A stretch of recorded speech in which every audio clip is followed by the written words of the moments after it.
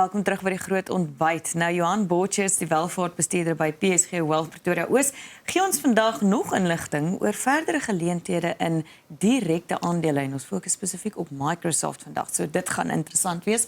Baie welkom. Môre julle, is lekker om hier te wees. Dankie. Nou Johan, kom ons begin weer om te kyk na wat in die markte gebeur het die afgelope week. Gee ons 'n bietjie oorsig. Ja, de afgelope week was ook maar weer 'n bietjie van 'n de mekaar week. Gister is ons plaaslike beurs bietjie af, Amerikaanse markte bietjie af. Ek dink die ding wat wel opvallend is die goudprys wat so gestyg het. Omtrent al 14% op sedert die begin van die maand. En baie mense vra hoekom dit gebeur. En ek dink een van die redes vir dit is dat die Amerikaanse 10-jaar staatseffek koers bly die hele tyd styg. Nou dit is eintlik 'n slegte teken vir die verbruikers, want dit beteken dat die verbruikers onder druk is en dis ook 'n goeie aanduiding oor wat met rentekoerse in die toekoms gaan gebeur as die Amerikaanse staatseffek koers bly styg. En toe verlede week het die Amerikaanse regering of die Amerikaanse minister van Finansies aangekondig dat hulle gaan bietjie van daai staatseffekte begin terugkoop om die koerse laer te probeer hou. En dit was nie so goed deur die mark of ervaar nie. En ja, ons sien 'n swakheid in die dollar wat verswak het en natuurlik die goudprys wat redelik baie gestyg het. So ja, so die ons kan nie meer goue oorbarre ons kan jy as jy wil koop, dan moet jy maar hoe kan hulle sê ou voorraad koop. Ja. Jy kan nie nuwe goed nou koop Ja. nie. Ja, so dit is miskien net so die hele sterk rand wat ons nou gesien het teen R16 teen die dollar is dalk bietjie meer 'n dollar swakheid as 'n sterk rand. Sure. Johan, dan kyk ons ook natuurlik weer na enige geleenthede in direkte aandele en vandag fokus ons, soos Suan gesê het, op Microsoft. Ja, Microsoft is seker ook een van die bekendste maatskappye in die wêreld. As 'n mens net kyk na die opbrengs die afgelope 10 jaar van 2016 af, 900% opbrengs, 25% per jaar. Ja, ongelooflike maatskappy. So ons is baie bly ons het hom in ons portefeuilles gehad en ook as 'n mens na die grafiek kyk, dit is nou hierdie opbrengs is nie eers tot sy hoogtepunt nie. So dit was al die laaste jaar heel wat hoër gewees ook. So daai opbrengs sou nog hoër gewees het afhangende van waar mens dit meet, maar nog steeds, jy weet, 'n baie goeie opbrengs, ja, 25% per jaar. So ek dink sal enige mens tevrede mee wees, nee. Ja. En ons almal ondersteun eintlik die maatskappy elke dag. Hulle is redelik geïnfiltreer in alles wat 'n mens doen in die wêreld, hè. Nee, dit is so. Ek wil nou nie sê Microsoft is amper soos SA Brouwerye wat ons almal elke dag ondersteun nie. Maar as 'n mens na Microsoft kyk, jy weet, ek dink almal het omtrent Microsoft Office pakket ergens. Jy gebruik MS Word of Excel wat seker die bekendste of mees gebruiklikste spreiblad is. As jy aanbiedings doen, gebruik jy Microsoft PowerPoint. So dis daai een gedeelte van hulle besigheid. En dan is hulle ook natuurlik die tweede grootste wolkspasie maatskappy in die wêreld, naas Amazon. So die kans is baie goed dat as jy weer vir die Engels, enige backup doen van jou foon of van ergens af, dan gaan hy ergens op 'n Microsoft stelsel gestoor word. En dan vir die kinders ook. Jy weet, as jou kinders Xbox by die huis speel, is dit Microsoft. As jy daarop uit is om jou netwerke uit te brei en jy is elke dag op LinkedIn of een van daai goed, dis ook 'n Microsoft produk. So sonder dat ons die hele tyd daarvan bewus is, jy weet, ondersteun ons almal, dink ek, elke dag op een of ander vlak vir Microsoft. Ja. Wat my interessant is, mens kyk na die grafiek, is dis een van die maatskappye waarna ons gekyk het wat jaar is 'n bietjie van 'n val waar in COVID-19 begin het. Die ander maatskappye het ons 'n groot val gesien. Gehad.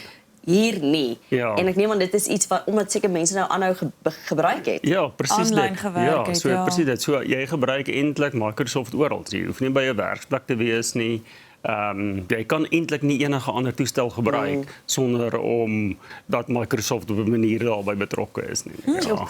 Waar het alles vir Microsoft begin? So Microsoft is deur Bill Gates gestig in 1975. Ja, maar ook soos baie van die mooi stories, baie klein uit 'n garage uit begin.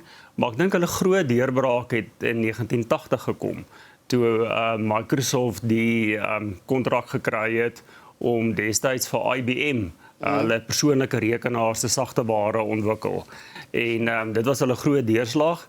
En ek weet nie of julle dit nog sal kan onthou, wat was daai program of daai sagte ware se naam nie, MS-DOS. MS-DOS, Ja, kan mens dit nog natuurlijk. onthou? Ja. Ja. So dit was eintlik die oorsprong van Microsoft, was MS-DOS. En onthou in daai 80er jare was eintlik die groot ontploffing vir persoonlike rekenaars. So Microsoft en IBM was destyds aan die voorpunt van dit gewees en daai bedryfstelsel van hulle het hulle net aanhou ontwikkel en uitbou en vandag nog steeds omtrent in die meeste rekenaars, ja.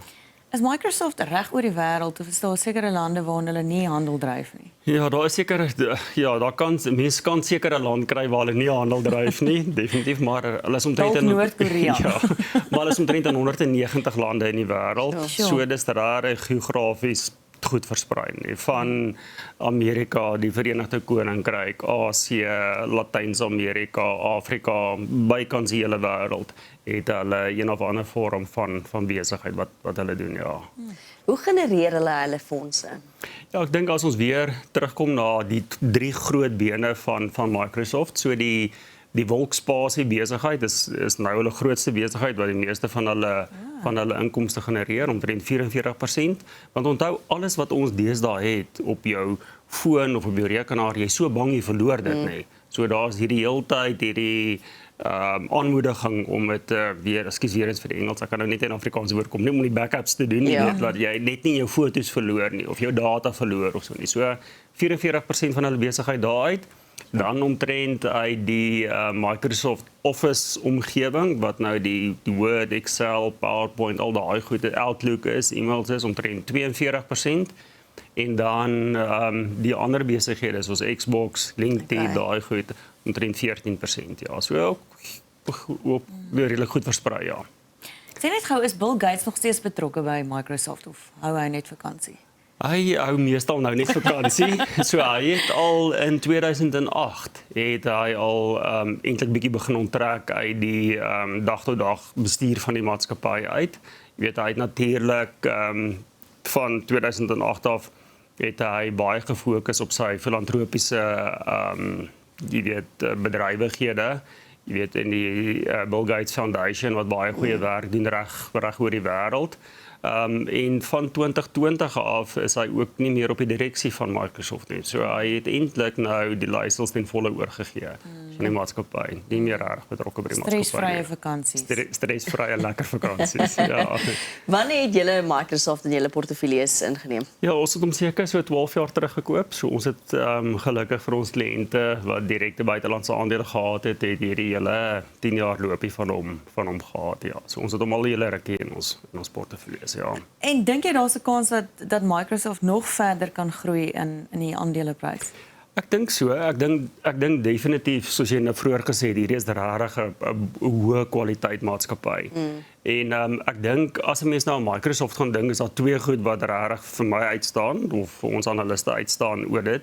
Die een ding is dis nie iets wat uit die mode uit gaan of wat jy sommer net kan afsit nie. Ek meen, hoe sit jy nou al jou ondersteuningsstelsel van jou rekenaars af nie. Jy kan nie net sonder Outlook ewe skielik klaarkom of sonder Word of iets. So sy produkte is regtig so dat jy het dit nodig elke dag.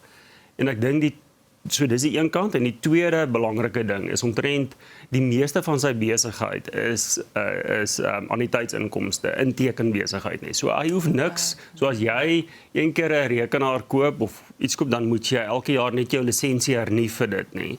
So hulle hoef nie die heeltyd van voor af te begin en nuwe verkope te doen nie. Jy weet, hulle is redelik seker van 'n baie groot gedeelte van hulle inkomste wat die heeltyd gaan outomaties gaan met inkom, subskripsie. Ja. Definitief, ja. Ja, dis 'n slim model. En jy weet, ja, en ek weet nie of daar gou iemand gaan kom wat jy weet heeltemal hulle besigheidsmodel so kan aanval en kan oorvat nie. So ons is gelukkig om hom nog in die portefeulje te hou. Definitief, ja. Johan, as mense julle wil kontak, hoe doen hulle dit? Baie maklik, kan net 'n e-pos stuur na groot@psg.co.za. Baie dankie Johan, dit was nou baie interessant geweest, bietjie meer van Microsoft te leer.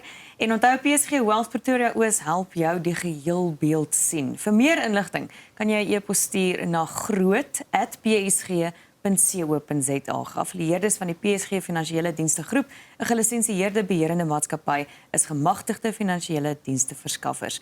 Bly ingeskakel, ons gesels hierna oor snaakse sokkies.